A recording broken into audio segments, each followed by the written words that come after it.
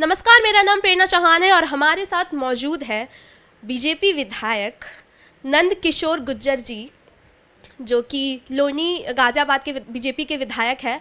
तो चलिए उनसे थोड़ी बातचीत करते हैं और जानते हैं कि उनका क्या टेक है राजनीति में और देश दुनिया को लेके, यूथ को लेके, लड़कियों को लेके।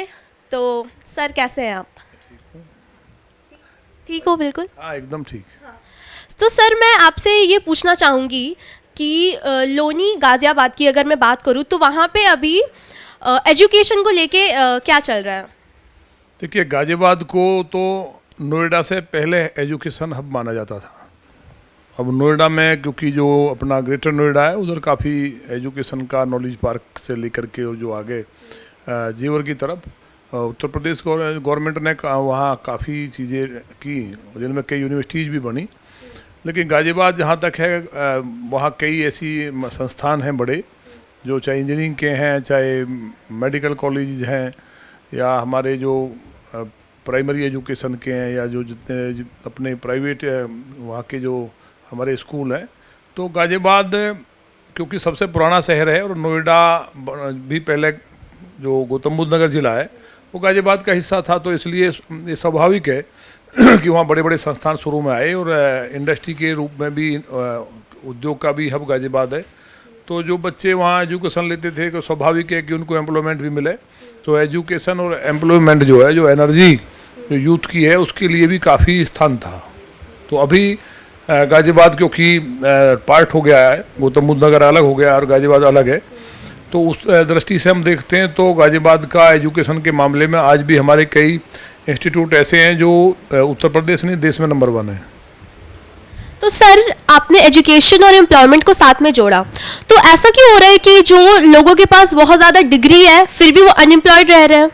देखिए, अनएम्प्लॉयड का ये बीमारी बहुत पूर्व की गवर्नमेंट जो थी, उन्होंने कहीं कुछ किया नहीं इस तरह से, जिनको ये सब पूरी प्लानिंग से चलना चाहिए। क्योंकि भारत के साथ बहुत अन्याय हुआ। यहाँ की जो जनता है, पॉलिटिकल लोगों ने जिन मसलों से मतलब नहीं होना चाहिए था, उनमें उलझाए रखा। देश में डेवलपमेंट को कोई किसी ने कभी ऐसा एजेंडा नहीं बनाया। केवल कास्टिज्म और गरीबी और ये आरक्षण, इसी में लोग लगे रहे। तो इन चीज़ों से हट करके माननीय मोदी जी ने जिस तरह से 2014 के बाद जितना निवेश जो फॉरेन की इंडस्ट्री और जो अपनी इंडस्ट्रीज़ हैं, और ख़ास तौर से जैसे चाइना का माल दुनिया भर का यहाँ आता था, उसको सबको रोकना, और तमाम प्रकार की टॉय इंडस्ट्री से लेकर के तमाम इंडस्ट्री जितनी भी हैं, आईटी के क्षेत्र में हम नंबर 1 हुए। तो एक बहुत बड़ा क्रांतिकारी बदलाव हुआ, जिसमें जो यूथ था हमारा, जो यहाँ से भारत से पलायन करता था, और कहीं ना कहीं जो हमारा देश का टैलेंट था वो अमेरिका के काम आता था, या जर्मनी, जो ब्रिटेन, जो आज देश कहीं ना कहीं जो एकदम मैं समझता हूँ कि जो विकसित देश हैं, उनको बनाने में भारत के नौजवानों का बहुत बड़ा एक योगदान रहा है। तो अब वो यूथ बाहर जाने से रुका, इसलिए क्योंकि उनको यहाँ पर्याप्त स्पेस मिला देश के लिए कुछ करने का। और राष्ट्रवाद जो माने मोदी जी ने ख़ासतौर से टेक्नोलॉजी के क्षेत्र में, आईटी के क्षेत्र में, सोशल मीडिया के क्षेत्र में, हर फील्ड में उन्होंने जो एक अपने आप जो किया, और एक एज ए हाईटेक लीडर एक यूथ के सामने आइकॉन बन के सामने आए, तो उससे एक बहुत बड़ा चेंज हुआ है। और मुझे लगता है कि आने वाले 10 साल के अंदर भारत जो है दुनिया में नंबर 1 होगा। नंबर 1 होगा भारत, आपको ऐसा लगता है? हमारा जो भारत है वो सेकंड वर्ल्ड कंट्रीज़ के अंदर आता है। फर्स्ट वर्ल्ड कंट्रीज़ के अंदर जैसे यूएस हो गया, हमारा भारत सेकंड वर्ल्ड कंट्रीज़ में आता है। तो आपको लगता है कि कुछ सालों बाद, जैसे आपने कहा कि उनके लीडरशिप में या आगे जाके भारत जो है नंबर 1 कंट्री होगी, तो वो फर्स्ट वर्ल्ड कंट्री में आ जाएगी? आपको लगता है ये? देखिए, वर्ल्ड वाइड अगर हम देखते हैं तो भारत पूरे दुनिया की 5वीं इकोनॉमी बना है। हम 12 से 5वें नंबर पे आए हैं। और जिस तरह से माने मोदी जी और जितने भी स्टेट्स हैं जिनमें बीजेपी की गवर्नमेंट है, क्योंकि हमारे यहाँ नेशन फर्स्ट और पार्टी और सेल्फ का तो कोई मतलब नहीं है, तो उस एजेंडे पे काम करते हैं और देश के लिए काम करते हैं। तो बीजेपी की जो गवर्नमेंट्स हैं, जितने भी रिसोर्सेज हैं, जितना भी टैक्स है, उस सारा का सारा उपयोग जनता की भलाई में होता है, देश के डेवलपमेंट में होता है। तो अगर ये सब चीज़ें ईश्वर की कृपा रही, और जो देश की जनता जिस तरह से ख़ास तौर से यूथ वो माने मोदी जी को उनके विजन के साथ सपोर्ट कर रहा है, तो हम लोग है वो दिन दूर नहीं है। हम आज से 2014 तक भी अगर आप देखें दुनिया के पटल पे, तो हम सबसे ज़्यादा निर्यात करने वाले देश थे हर फील्ड में, और भारत को सोने की चिड़िया कहा जाता था, और दुनिया भारत की तरफ दौड़ती थी, भारत से सीखती थी। तो उसी दिशा में आगे बढ़ रहे हैं, और हम मुझे लगता है कि विद इन 10 ईयर हम जितना भी जो हर फील्ड में जो अचीवमेंट है दुनिया में नंबर 1 होंगे। यूथ प्रधानमंत्री नरेंद्र मोदी से इतना कनेक्ट क्यों कर रहा है, आपको क्यों लगता है? नहीं, उसके कारण है ना, उनको उनके जो मतलब जो उनके आइडियाज हैं, जो वो सोचता है यूथ, वो माने मोदी जी के पास एक ऐसी टीम है, उनका खुद का विजन है, और ख़ास तौर से गुजरात में जो उन्होंने मॉडल लेके आए यूथ के लिए, जो वहाँ का डेवलपमेंट किया, वहाँ के जो यूथ है उनको जो एम्प्लॉयमेंट मिला, तो जो एनर्जी सड़क पे घूमते थे बच्चे, उनको रोज़गार नहीं मिलता था, डिप्रेशन में रहते थे, और 40-40 साल तक उनको कुछ नहीं मिलता था, तो कहीं ना कहीं नौकरी करते थे, लगातार इंटरव्यू टेस्ट होते थे, क्योंकि जो पॉलिटिकल लोग थे उनकी सूची बनती थी। तो जो वास्तव में जो ब्रेन, जो देश का टैलेंट था, वो कहीं ना कहीं रिश्वत में जो बर्बाद था, पूरे देश के सिस्टम को ऑनलाइन कर दिया। तो जो भी टैलेंटेड है वो उसमें किसी का है, चाहे वो झोपड़ी वाले का बच्चा है, किसी राजा का है, जो टैलेंटेड है वो आगे जा रहा है। तो इन सब चीज़ों के कारण माननीय मोदी जी ने जिस तरह से, अब आप देखिए सेल्फी का, देखिए सेल्फी के अगर कोई सही देखा जाए तो जन्मदाता माननीय मोदी जी हैं। उन्होंने जिस तरह से सेल्फी ली स्टूडेंट्स के साथ, जो फोर्स मिलिट्री के लोग जो है फोर्स के साथ, पुलिस के साथ, हर फील्ड में जा कर के, और खुद बॉर्डर पे जा कर के जिस तरह से काम किया, उससे बहुत बड़ा एक चेंज हुआ है। तो ऐसा बहुत लोग का मानना है कि लोकतंत्र सेफ नहीं है, डेमोक्रेसी इज नॉट सेफ, आप इस पे क्या कहना चाहेंगे? डेमोक्रेसी दुनिया में सेफ है नहीं है, भारत में बहुत मजबूत और सेफ है, ये चिंता करने की जरूरत नहीं है। ये बात सही है कि 2014 में आते आते ये लगा था, जिस तरह से इन्होंने जो वक्फ जो संपत्ति है उसका जो ऑर्डिनेंस लाए, और जो देश के अंदर दंगे बवाल, रोज बम विस्फोट होना, बॉर्डर के ऊपर लगातार बमबारी होना, देश में पार्लियामेंट से लेकर के कोई जगह नहीं बची थी, मंदिरों से लेकर के पब्लिक पैलेसेस नहीं बचे थे। तो उस टाइम लगता था कि डेमोक्रेसी सेफ नहीं है, यहाँ कोई डिक्टेटर होना चाहिए जो सबको कुचल डाले। लेकिन माननीय मोदी जी ने इंटरनल सिक्योरिटी हो, और चाहे देश की सीमाओं का मसला हो, अब माननीय राजनाथ सिंह जी का अब आपने देखा होगा जो रिपोर्ट्स आई हैं, पूरे बॉर्डर को सील किया है। पहले भारत में हर साल लाखों बांग्लादेशी अवैध रूप से इंडिया में आते थे, और जितने भी हमारे यहाँ रिसोर्सेज थे सबको कहीं ना कहीं वो कब्जा करते थे। और हिंदुस्तान में जो पूर्व में गवर्नमेंट थी, चाहे कांग्रेस की थी या जो गठबंधन की सरकारें थी, 10 करोड़, बहुत बड़ी बात कह रहा हूँ मैं, 10 करोड़ रोहिंग्या बांग्लादेशी मुसलमानों को इंडिया के अंदर ला के बसाया, सिर्फ वोट के लिए।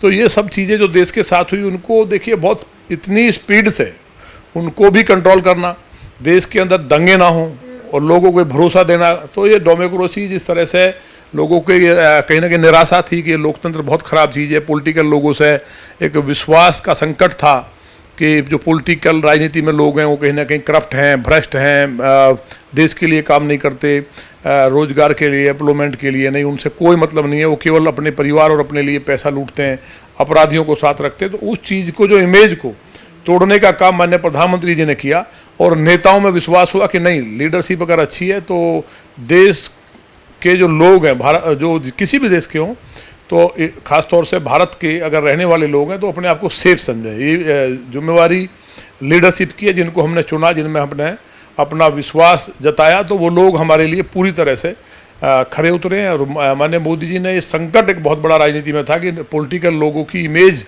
अगर कोई कुर्ता पजामा पहन के निकल जाए तो लोग उसको अच्छी दृष्टि से नहीं देखते थे। आज लोग उसको पुनः देखने लगे, क्योंकि स्टार्टिंग में जब देश आज़ाद हुआ तो लोग भगवान मानते थे पॉलिटिकल लोगों को।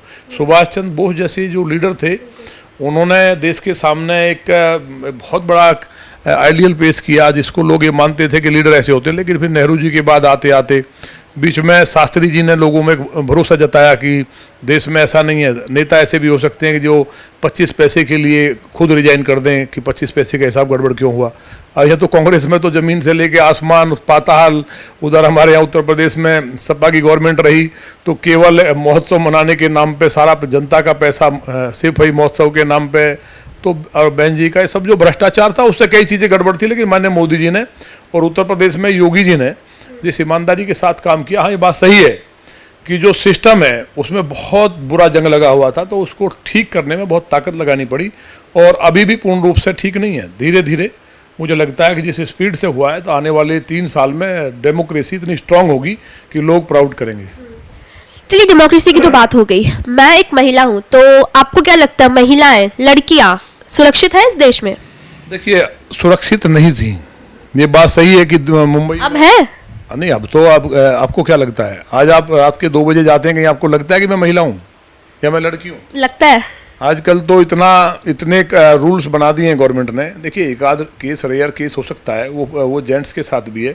अब तो उल्टा हो गया, लड़कियां लड़कों की विचारगी की या उनकी सपोर्ट में लिखने लगी हैं कि लड़कों के साथ जो है कहीं ना कहीं न्याय नहीं हो रहा है। तो एकदम इतना मतलब रिजर्वेशन से लेके पॉलिटिकल रिजर्वेशन हो, चाहे नौकरियों में रिजर्वेशन हो या फील्ड पे उनकी प्रोटेक्शन का मामला हो, तमाम तरह की हेल्पलाइंस हैं। और खुद भी जो एक माननीय मोदी जी को जो बेटियों में भरोसा आया है कि हमारे जो गार्जियन है, जो हमारे जो पीएम है, वो इतने स्ट्रांग है, इसलिए हमें डरने की जरूरत नहीं है।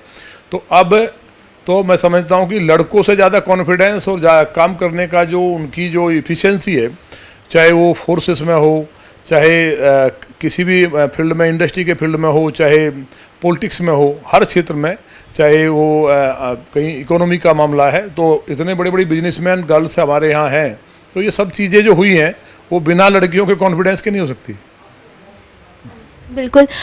लेकिन सर, मैं अगर रिसेंट के केसेस की बात करूं, कोलकाता के केस की अगर मैं बात करूं, या फिर दिल्ली में भी आए दिन केसेस आते रहते हैं, रेप केसेस आते रहते हैं, एसिड अटैक के भी केसेस आते रहते हैं, तो इस पे क्या टेक है? मतलब रूल्स तो बना दिए, मैं मानती हूँ इस बात को, लॉस भी है, मैं ये भी मानती हूँ, पर मैं अपने आप को सुरक्षित मानूँ कैसे अगर मैं 11 बजे अपने वर्क प्लेस पे हूँ या वापस आ रही हूँ?